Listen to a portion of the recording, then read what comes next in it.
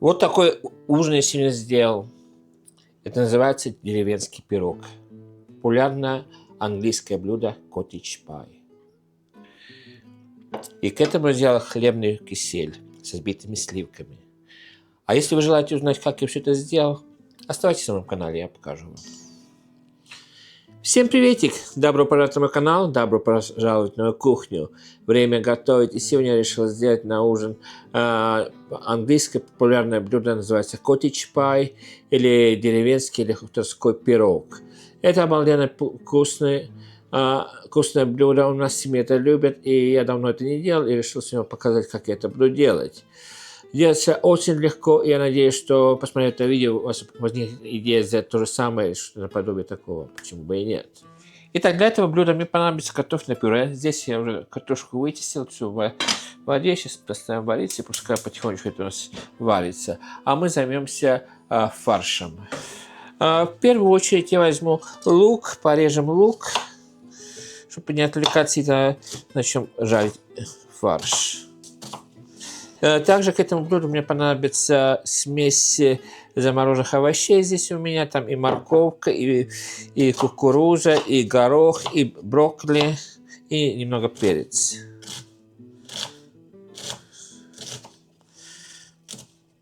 Прелесть этого блюда так, что сейчас можно все это приготовить, а потом, перед тем, как садиться за ужин, за полчаса, можно все это поставить в духовку, и через полчаса у вас ужин готовый. Очень хорошо. Здесь у меня полкилограмма фарша говяжьего. Сейчас это надо нам пережарить. Здесь моя любимая сковородка. Я включаю газ под сковородкой. Сейчас добавим туда сливочное масло и немножко растительное масло. Растительное масло добавляем, чтобы сливочное масло у нас не подгорало. Я в качестве растительного масла буду пользоваться постным маслом или подсолнечным. Так, теперь пора добавить наш фарш. Так. Сейчас этот брикетик мы разломаем. Сейчас брикетик разломаем, и тогда можно уже добавить лук и приправу. Так, теперь пора добавить наш лук.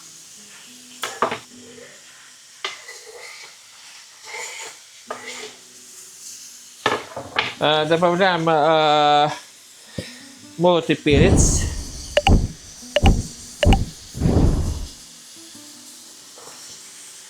Немножко подсолим для привкуса.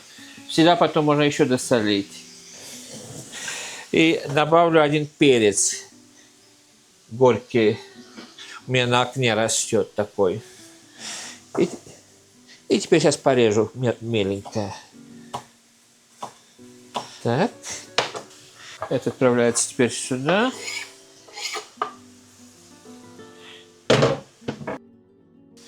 Так, суть дела сейчас будет, мы сделаем такой очень густой соус. Сейчас это немножко пережарится, я добавлю туда немного муки и немного молока тоже.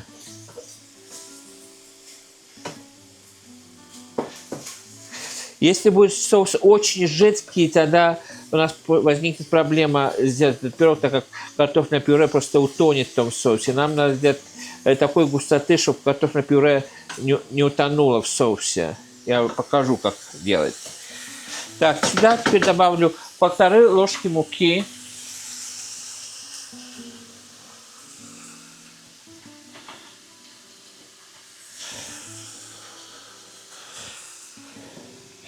Как следует все это пережарим, помешаем и сделаем такой соус. Так, теперь добавим сюда воду. Воду добавляю понемножку. Перемешаем, чтобы пастообразная масса получилась, опять добавим, иначе у нас будут комки. Когда делаете соус, никогда не торопитесь. Потому что соус делать деликатно, он любит время, и тогда у вас получится очень такой красивый соус.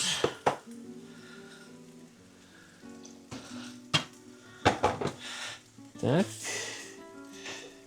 И теперь я чуть-чуть молока сюда добавлю.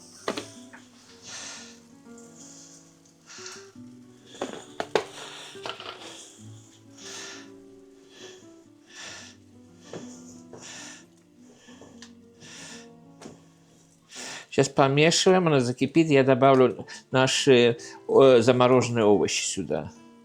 И то накроем, и пускай потихонечку она тушится у нас. Сюда сейчас мы можем уже добавить порошок чеснока. Я добавил побольше, потому что я люблю чеснок. У нас в доме тоже любят чеснок. Вот такой пастообразный соус получается, как вы видите. И теперь сюда я добавлю овощи замороженные. И накроем, и пускай потихонечку это у нас тушится.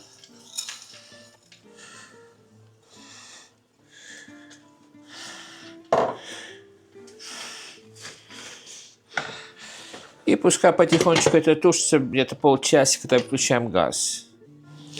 Итак, соус у меня этот сварился, посмотрите, уже приготовился, все хорошо здесь. И по густоте, посмотрите, вот такое, то, что и надо нам.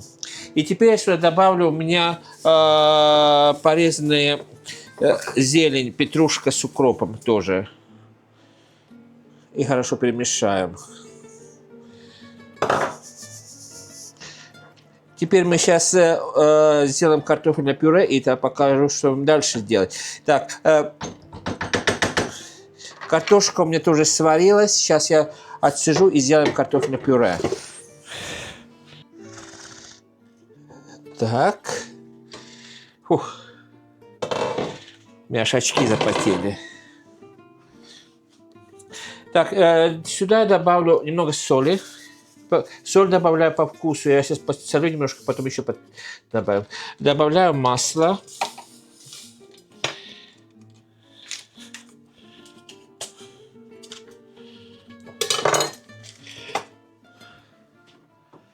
Перец молотый.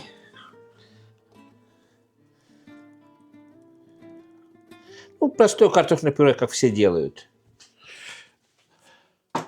Я всегда добавляю сливки, но я сегодня решил добавить много сливок и горячее молоко.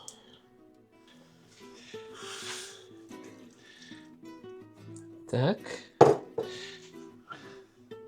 И начнем толочь. Итак, картофельное пюре у меня готово. Смотрите, какая прелесть. Теперь что я сделаю? Сейчас это мы отложим. Я взял форму, и сюда мы сейчас переложим наш соус.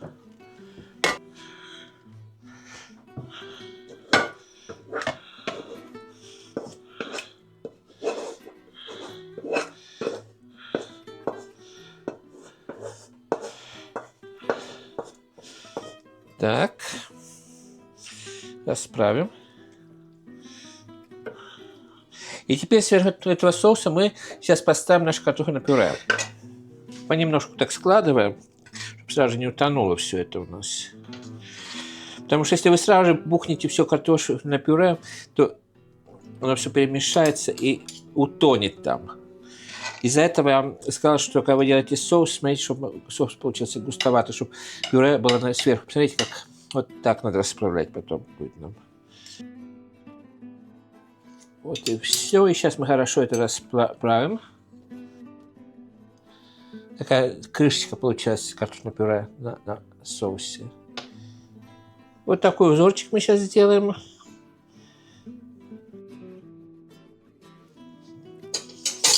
Теперь возьмем немножко кунжута.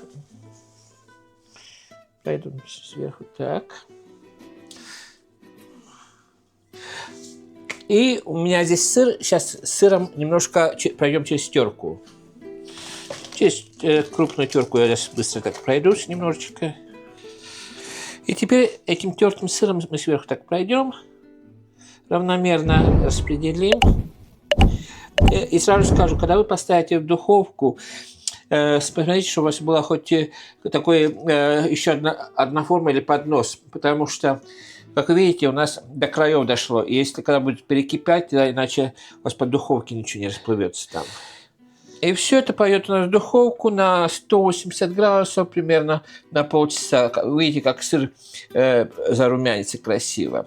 Но не забудьте поставить еще эту форму на другую форму, чтобы, или как на поднос, что если будет перекипать, то это будет все капать на поднос, иначе придется драить всю духовку вам.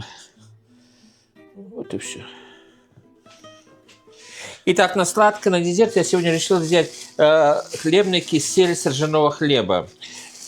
Я как-то уже на YouTube у меня есть рецепт, как это делать. Это популярный десерт в Эстонии, где я родился и прожил 25 лет.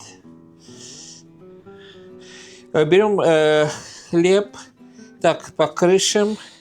Если много вы хлеба будете, то много очень хлеба не надо, нам надо, чтобы такой приятный киселеобразная масса получилась. Суть состоит в том, что вы сейчас добавляете сюда хлеб, добавите сахар и поставим кипеть. И как она поварится немного, тогда снимем с газа и пропустим через блендер. И когда все это мы через блендер пропустим, мы опять поставим на плитку и добавим туда изюм. Если мы сразу же изюм добавим сейчас, то изюм этот растворится через блендер, а нам этого не надо. В этот хлебный кисель можно добавить во время варки, до того, как варить, яблочный сок или яблоки, если у вас есть. Но, к сожалению, я пользуюсь только теми продуктами, что у меня дома сейчас есть, под рукою. Подается кисель в холодном виде со взбитыми сливками или со сметаной. Я думаю, что еще один слайс хлеба. Нам на это. И сейчас зальем водою, сахар. Сахар добавляю по вкусу. Вот так. И теперь я сейчас залью холодной водою. Так. Сахар по вкусу. Сейчас я добавлю сахар, потом, если надо, то еще добавлю. И пускай это у нас пойдет вариться теперь. Я пользуюсь изюмом, он уже в упаковке, вымотай все, сразу же можно добавлять в кастрюлю. Так что это у меня наготове теперь. Итак, пока у нас кисель там варится, мы собьем сливки. У меня есть жирные сливки для взбивания. Так, добавляю сюда сахар по вкусу. Тоже, ну так, на глаз. И все это мы собьем, и потом пойдет в холодильник.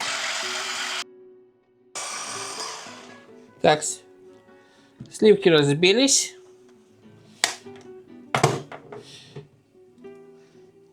Теперь все это идет в холодильник, и ждем теперь, как надо будет пропустить наш хлебный кисель через блендер. Итак, хлеб у нас немного покипел, посмотрите. И теперь мы это пропустим через блендер, чтобы была однородная масса.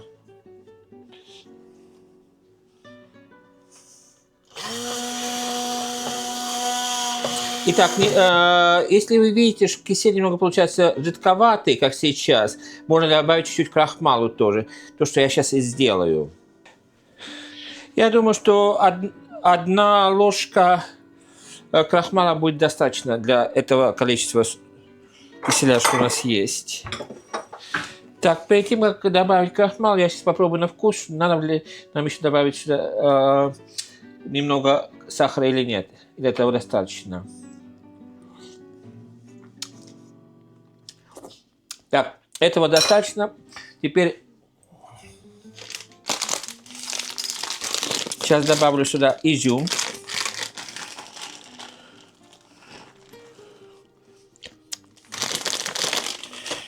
И изюм добавляю, помешивая. Вот так. То есть я крахмал добавлю, помешивая. Сейчас это немножко погустеет. И дадим пару минут покипеть, и на этом кисель готовый. Он уже становится густоватый такой, то, что и надо. Итак, кисель у меня вовсю закипел. И дадим так пару минут покипеть, выключим газ, и на этом кисель готовый. И тогда подаемся в холодном виде вместе со сбитыми сливками. Вот такой пирог у меня вышел сейчас с духовки. Держал его 25 минут. Как видите, я еще поставил на другую форму, чтобы когда будет вытекать, тогда будет форму вытекать, а не в духовке, иначе будет трудно все это потом убирать. И теперь я сейчас возьму тарелочку красиво, поставлю на тарелочку.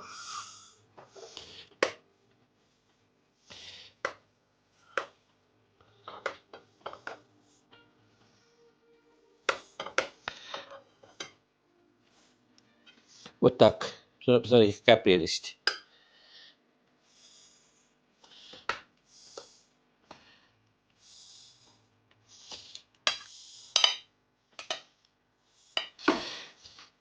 И теперь я поставлю чуть-чуть на салатик я взял свеклу. Вот так. Здесь у меня кисель я уже налил. Сейчас я взбитые сливки сверху положу.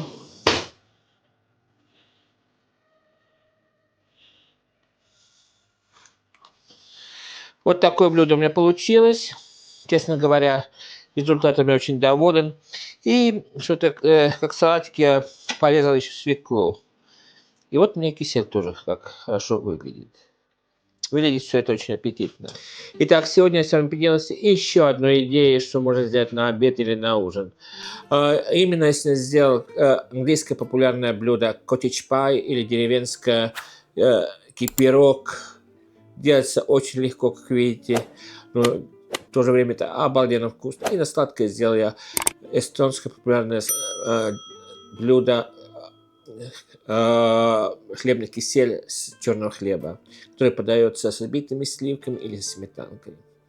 Я надеюсь, что сегодняшнее видео вам даст какую-то идею, сделать что-то наподобие такого. А на этой аппетитной ноте хотел с вами попрощаться, пожелать вам самого наилучшего. Берегите себя, берегите друг друга. Всем крепкого здоровья, мирного неба, приятного аппетита и пока-пока.